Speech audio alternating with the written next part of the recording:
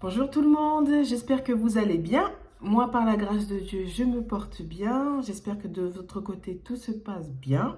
Moi, ça va. Donc, on se retrouve pour une nouvelle vidéo. On va parler du lâcher-prise. Donc, pas improvisé, mais bon, voilà quoi.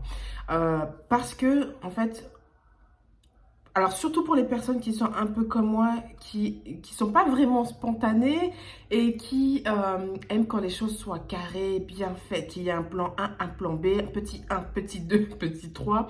On a tendance à être dérangé lorsqu'on a préparé notre plan, lorsqu'on a fait notre agenda et tout, que les choses ne soient pas respectées. Par la grâce de Dieu, le Seigneur a fait un travail sur moi.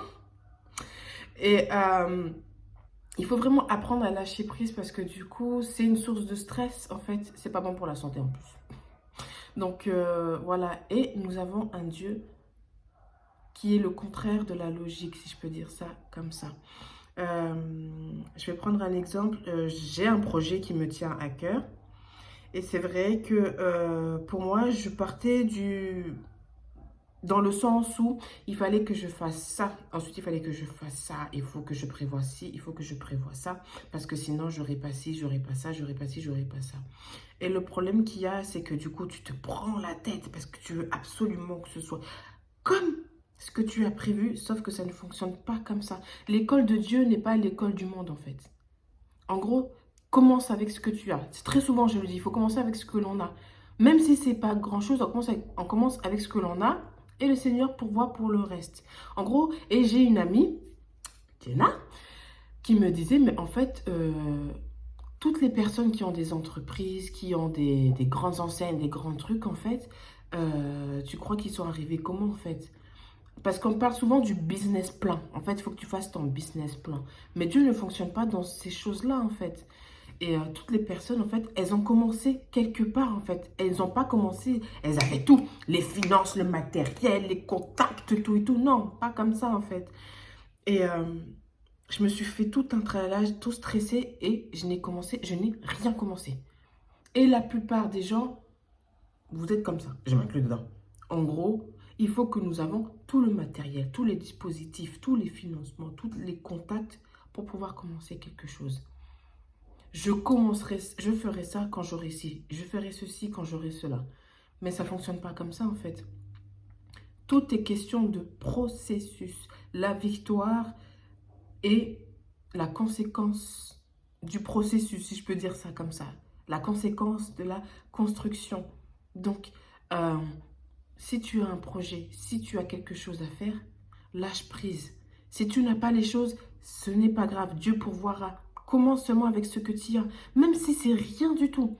Par exemple, je ne sais pas si tu as le projet d'ouvrir une association, euh, mais que tu n'as pas le matériel, tu n'as pas les finances. Je ne sais pas moi si c'est pour une association pour venir en aide, je ne sais pas moi, aux orphelins par exemple, mais que tu n'as pas la structure, tu n'as pas le financement et tout, mais commence déjà par intégrer une association qui s'occupe des orphelins, déjà, histoire de voir comment ça fonctionne, comment ça peut faire. Tu peux créer des contacts, parler de ton projet et tout, et ensuite aller sur le terrain, parce que du coup, ça t'enseigne de voir comment tu dois t'y prendre, comment tu dois te faire. Enfin, voilà quoi. Ou bien même apporter à manger à des orphelins que tu connais, et pas forcément des orphelins, des gens dans la rue ou quoi que ce soit. Et en fil en aiguille, en fait, le Seigneur va pourvoir, en fait. Il va te mettre en contact avec les personnes et tout. Et te prends pas la tête, en fait. Là, je prends l'exemple du projet, mais ça peut être aussi chez toi, dans ton environnement, au travail, parce qu'on essaie de te mettre la pression, ou bien parce que tu veux monter en compétence, tu veux avoir une promotion et tout. Donc, tu te dis, il faut absolument que je fasse ci, il faut que je fasse ça. Des stress.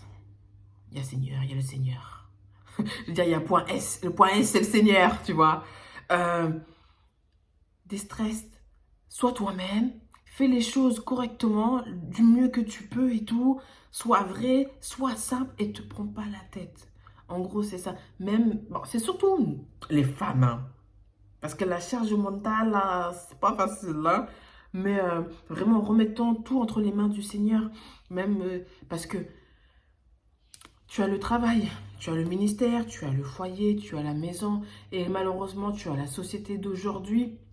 qui a tendance à te mettre la pression parce qu'il faut que tu excelles dans tout ce cadre-là et tout. Et du coup, tu as la charge mentale, c'est pas facile. Des fois, tu te sens honteuse parce que dans certains domaines, ben, tu excelles, mais dans un autre domaine, ben, c'est la cata. Mais en fait, Dieu nous a créé imparfaits, oh. Donc, si Dieu nous a créé imparfaits, voilà quoi. Nous devons courir vers la perfection, mais tu ne seras jamais parfait, hein. Tu ne seras jamais Dieu, hein. Donc, voilà, déstress, lâche prise. Tu excelles au travail, c'est bien. La maison n'est pas propre, c'est pas grave. C'est pas grave, tu la nettoieras quand tu pourras. C'est tout.